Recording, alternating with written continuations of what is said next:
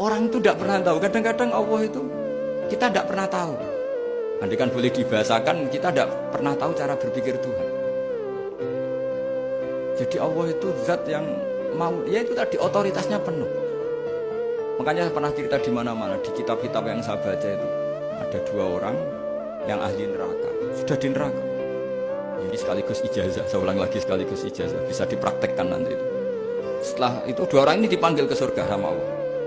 Allah itu tanyanya ya aneh, enak di neraka, ya udah enak di neraka. Ya gak enak di neraka kok ditanya enak enggak, ya gak enak. Ya sudah kembali lagi ke neraka, lari kencang-kencang, lari menuju neraka, lari. Sama Allah dipanggil lagi, loh kenapa kamu semangat? Ya Allah, saya ini kapok, saya ini trauma. Dulu ketika engkau perintah, saya ini lelet sekali. Disuruh sholat lelet, disuruh zakat lelet. Maka ini dengan perintah saya semangat supaya nggak ngulang kesalahan yang sama. Akhirnya sama dipanggil, ya sudah di surga aja, di surga.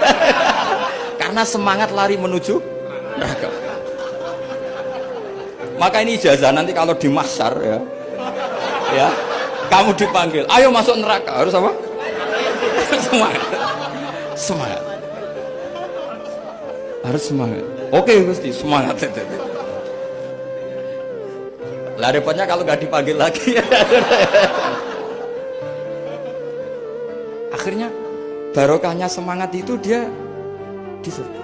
Kita tidak pernah tahu cara berpikir Tuhan. Nanti kan boleh dibahasakan seperti itu. Yang satu, ayo kembali lagi ke neraka. Tolah itu, jalan oleh lagi. Sampai itu nggak semangat oleh lagi. Terus ditanya sama, kenapa kamu tolah itu?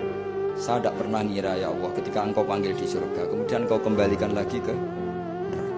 Ya sudah kamu di surga saja, barokahnya husnuzon.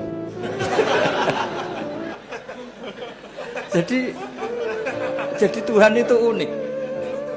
Makanya dalam tradisi ulama itu ad-dinu ar-riwayah, agama itu riwayat.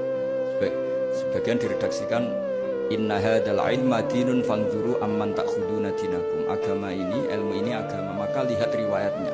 Karena kita tidak pernah tahu cara berpikir Tuhan. Kita harus mengikuti riwayat yang diutarakan Rasulullah SAW. Karena kita tidak pernah tahu. Kayak tadi ada orang diinjek, kita mesti kan terprovokasi ingin bela yang sujud menyalahkan yang injek. Tapi ketika yang sujud mencatut nama Tuhan, Allah tidak akan memaafkan kamu. Itu Tuhan tersinggung karena sifatnya direduksi satu, diambil satu, disembunyikan satu. Loh ada kan dia begini mungkin malah Allah maklumi. Saya tidak akan maafkan kamu. Enggak apa-apa Allah, kan saya.